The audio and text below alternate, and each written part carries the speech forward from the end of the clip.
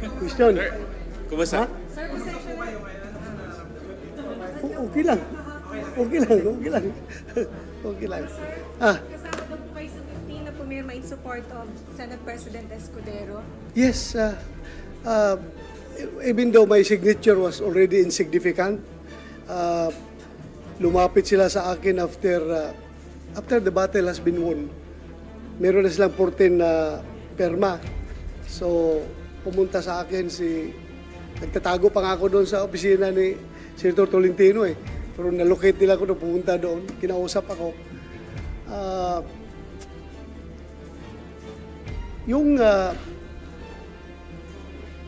Sabihan ako na kahit na hindi na kailangan yung perma ko because they already have 14 and they only need 13 to unseat the Senate President. Kahit na hindi na kailangan, immaterial na yan, kung pipirma ko hindi, but still, narinig nila na I was poised to join the minority. I was really contemplating seriously to join the minority after that incident. But I was persuaded by Senator Chis and Senator Alan Cayetano na please stay with the majority. Huwag kang pumunta sa minority. So, sumama ka na lang dito sa majority. And ang mas mabigat na rason dyan talaga is that among us three magkabats na PDP senators, Senator Bungo, Senator Tolentino, and myself, we forged a covenant na majority wins. In every voting situation, talagang kung ang lalabas sa voting is 2 against 1, obligado yung 1 sumunod doon sa 2, sumama sa 2. So, in this case, nangyari silang dalawa talaga ay nag-decide na sumuporta kay Senator Jesus Escudero. Ako ay naiwan. I want to stay with ayaw ko sana. Pero yun nga, may usapan kami na obligado sumama. So, yun. Pinirmahan ko yung resolution, but that was already immaterial because they already have 14 that they have already declared victory. But at least on my part, masaya rin ako kahit because Senator Chis is a very magnanimous victor. Kahit alam niya hindi na kailangan yung boto ko, still, kinubinsi pa rin niya ako na sumama sa majority. Well, kasi yung nakapirma ako before mag-start ang session. Di ba? Pumasok ako doon. Tapos ngayon, nung sinaluduhan ako ni Migs, talagang hindi ko napigilan, napaiyak ako dahil for me being a good soldier, ang gusto kong sabihin kay Migs doon is, sorry boss, I failed to win the war for you. Because I am one of his trusted lieutenants. Ang kanyang mission sa akin is talagang i-secure yung aking partido, yung PDP na patuloy na magsuporta sa kanya. But still, as I have said, meron kaming usapan, kaming tatlo, Senator Bungo, Senator Tolentino, na majority rules. Lalabas 3 against 1, obligado sasama yung 1 doon sa decision.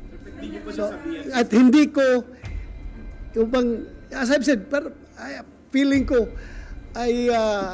being a good soldier, I would like to convey the message to him that, my commander, I'm so sorry.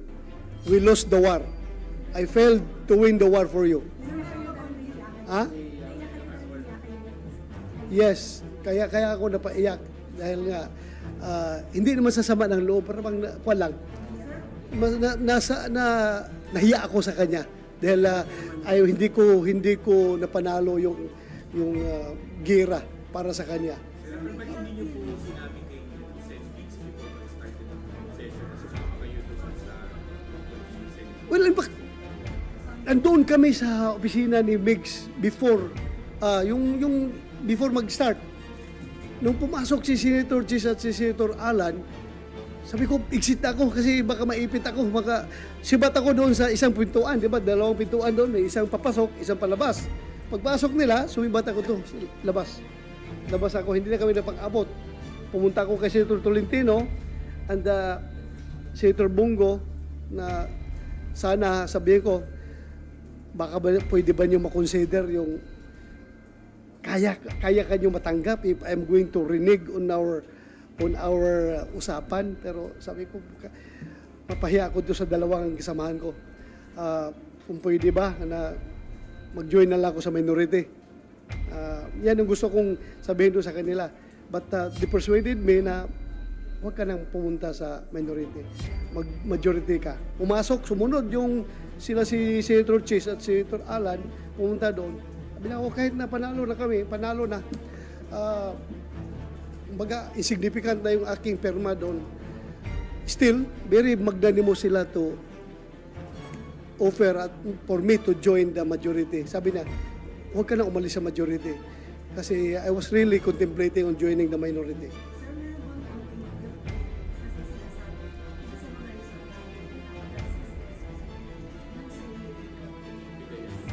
Kasama na rin yun. Kasama na rin yun. Kasama na rin yun. Kasi alam ko, hindi lang naman, although, tinanong ko ito kay Senator Chis kung talagang yan bang dahilan bakit kinudita si Senator Migs dahil ba dyan sa hearing, sabi yan, no, hindi yan, wala yan sa rason dito. Wala yan sa rason. Yun lang sabi sa akin, ha? Which, of course, it's up for you to, bahala na kayo. Basta sinabi sa akin, hindi yan ang rason. At kung yan man ang rason, supposed to be, whether or not sasama ka sa amin or hindi, tatanggalin ka namin dyan sa your chairmanship in the public order and dangerous drugs. Tatanggalin ka namin kung yan ang rason talaga. Whether or not sasama ka sa amin. Dahil yan man ang rason. Yan mo kaya ang target namin ngayon na galit kami sa hearing na ginagawa mo, dapat I am also heartbroken. My heart is really broken. He's a very good leader, Senator Zubiri. I love him very much. I respect him very much. He's a very good leader.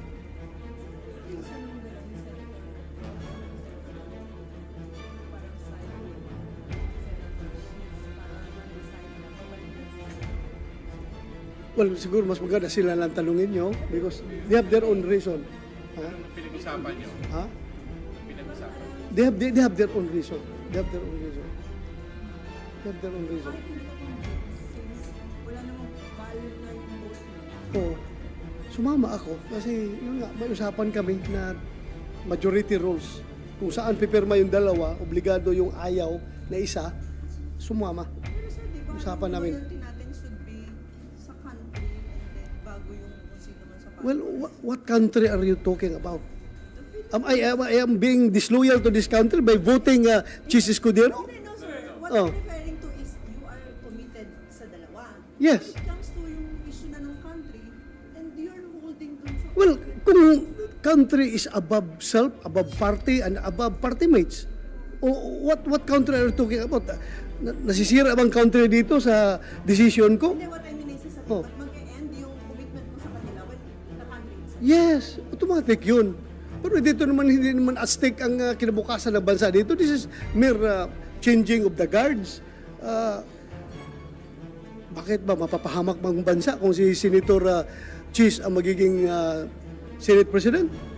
I think no.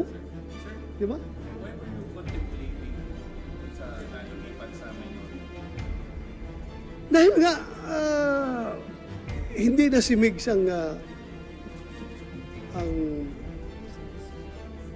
ang Senate President and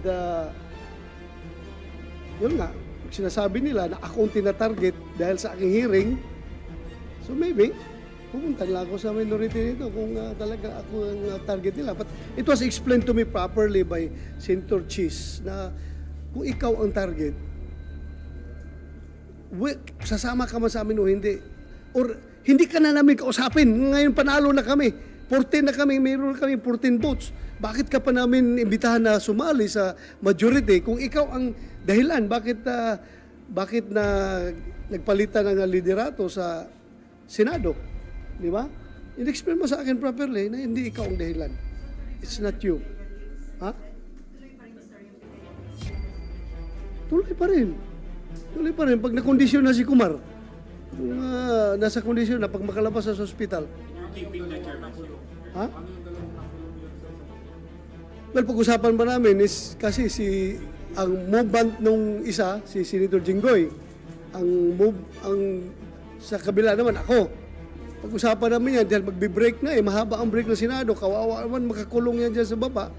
So baka pwedeng pauwiin na yan kung pwede. Mag-usap kami. Kung papayag siya, pero may initial intention is pauwiin yan dahil hindi po pwedeng naka-break kami tapos sila nakakulong dyan.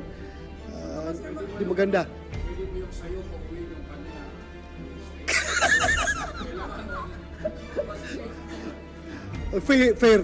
Fair tayo. Hindi po pwede. Ha? Hindi, sir, baka magkaroon yung idea yung public na wag ka naman pala mag-break, papalabas. I mean, baka the lessons will not be learned kung ganun ilalabas din. Ay, the mere fact na na-contempt ka in public, kahit na hindi ka siguro kukulong, you will learn lesson naman siguro. Maintindihan mo naman na mali yung ginawa mong pagsisinungaling, kailangan magsabi ako ng totoo. Ganun kasi, enough na yun, na-contempt ka. How much more pag kinulong ka? Kinulong ka 1 day, 2 days.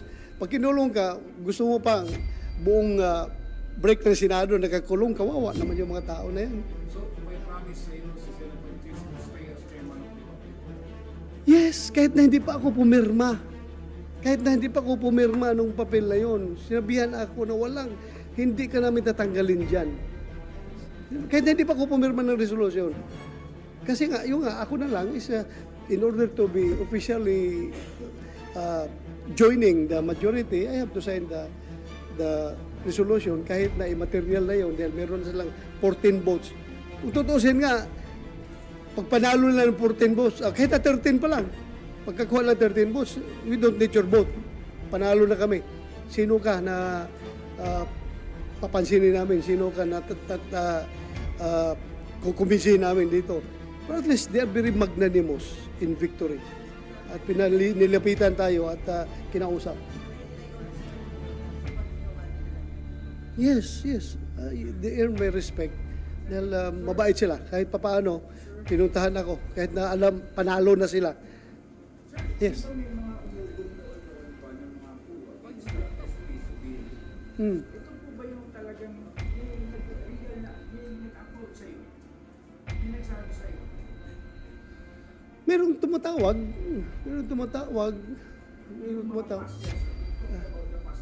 Yung the past? Oo.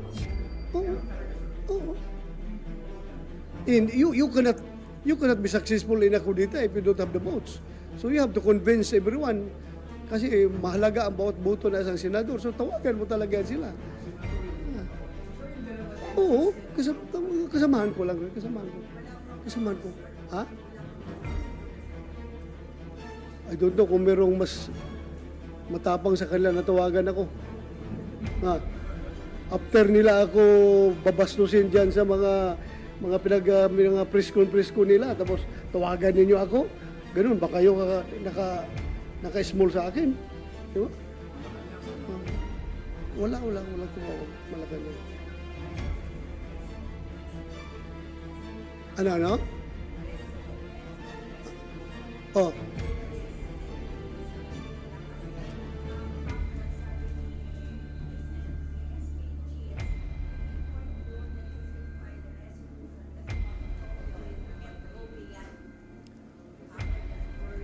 Saan? May rules ba stating that the pag motor proprio cannot go beyond 4 hearings? You show me the rules. Kung meron ba? I don't think wala. I don't think meron. Wala. Yan if they have trust in me as the chairman, siguro pagbigyan nila ako. Nakita naman nila yung flow ng hearing. Nandoon siya kahapon, nandoon si Senator Jinggoy. Nakita mo nila. I don't know if I am violating the Senate rules as far as committee hearings are concerned, lalo-lalo na sa motor proprio investigation. I don't know kung meron akong na-violate. So far, wala akong alam.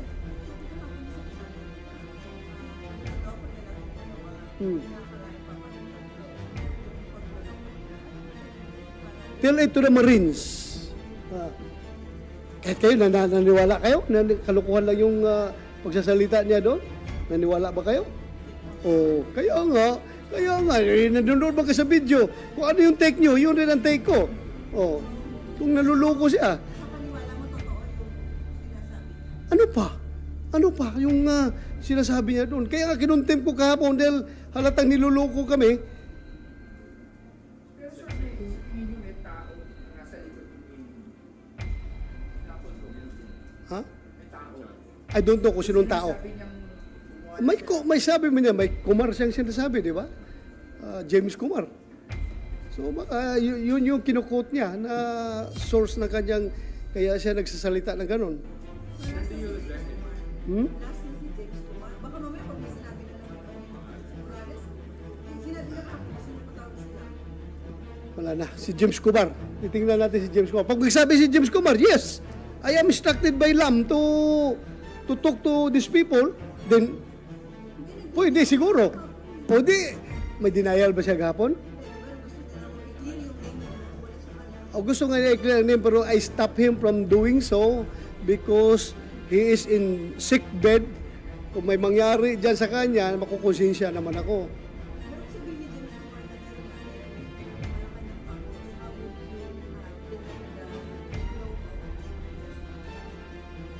Just leave it to me. I will decide. I will cross when the bridge is constructed. Ha? Do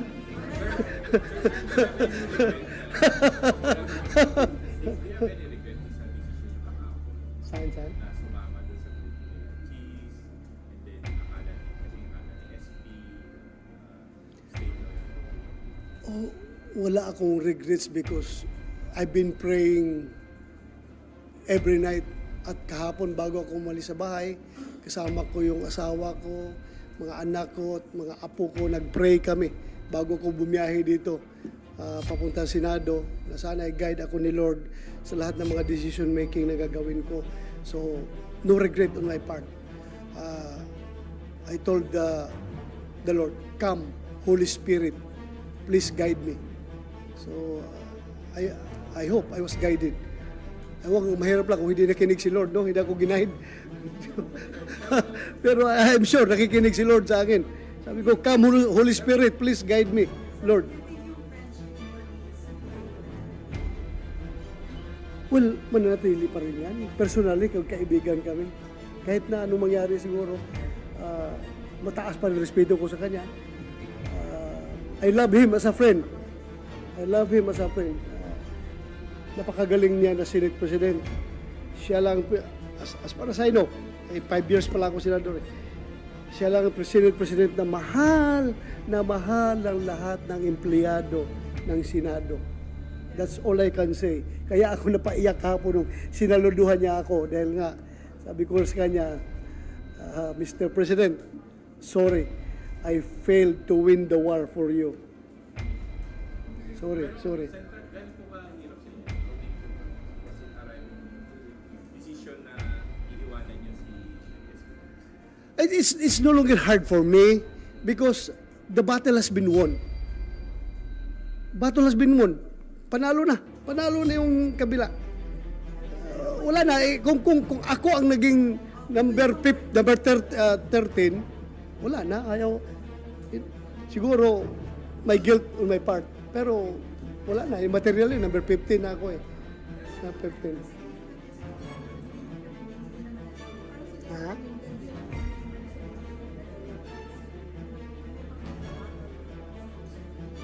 Well, as I have said, tinimbang ko ng husto yung aking desisyon. Nagdasal ako kay Lord, na guide ako.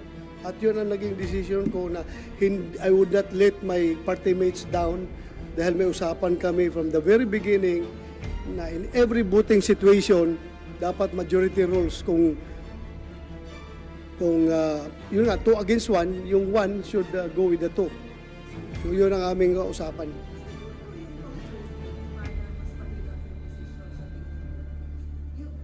Parang 13 is the simple majority of 24. Kung ikaw lang yung pipirma para matutuloy yung, kung 13, ay 13 kailangan. Oh,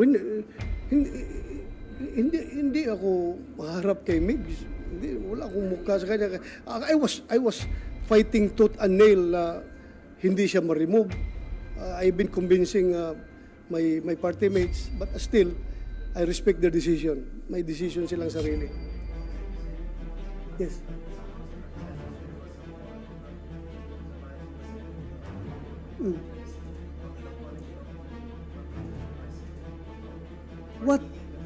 What sin have I done in order for me to seek an apology? Please tell me, anong kasalanan ko para ako maghingi ng apology? Kasalanan ko ba kung nailagay yung pangalan niya doon sa report na yon? Was that my fault? I don't think so. Mas malaki ang kasalanan ko siguro sa Pangulo kung being chairman of Public Order and Dangerous Drugs. Wala akong ginagawa dyan sa mga informasyon na yan na hanggang lumaki, hindi ko inaksyonan. Mas lalo siguro kung may kasalanan sa taong bayan, kung hinahayaan ko yan, na yung mga security classified documents ay palagi na lang nangyayari, merong ganon. O hindi natin imbestigahan. So, I don't see any offense. Bahala na. Kung sila, tingin nila, may kasalanan ako, then sorry. Kung may kasalanan ako. Pero for me, to seek for an apology, to ask for an apology, to give my apologies, wala man siguro akong naggawang kasalanan. Oh.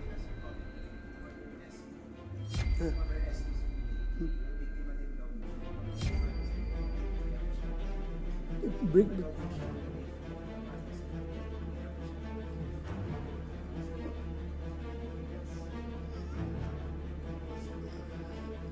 Maybe. To be practical about it. Maybe.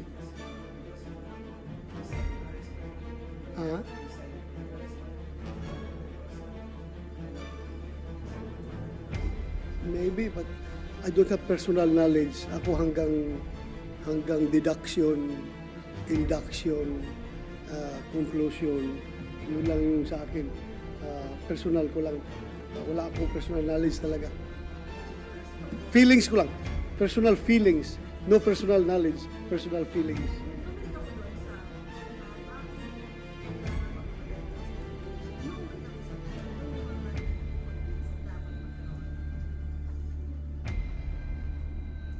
Wala namang sinabing rason. Basta, sama ka sa amin. Sabi ko, sorry, hindi. Yun lang. Tawag, pare, sama ka sa amin. Pasensya ka na pare. Dito lang muna ako. Yun lang mga. Wala. Wala talagang reason na dahil sa style ng leadership, Hindi man kami ganun mag-usapan dito. Ganun. Tatanong-tanong ka pa. Alam mo naman, you yourself being a senator, kung ano yung reason nila nakikita mo rin naman siguro. Ang reason na yan. So, no need to ask for any reason, any justification.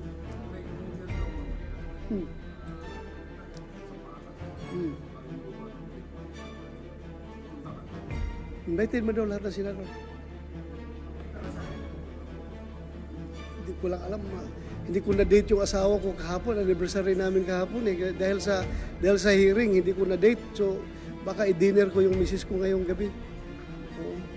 Priority ko na yung misis ko kaysa Malacanang. Ha? Baka sabihin natin kung Malacanang, ginawa mo pang date. Ginawa pang date ito Malacanang, ha?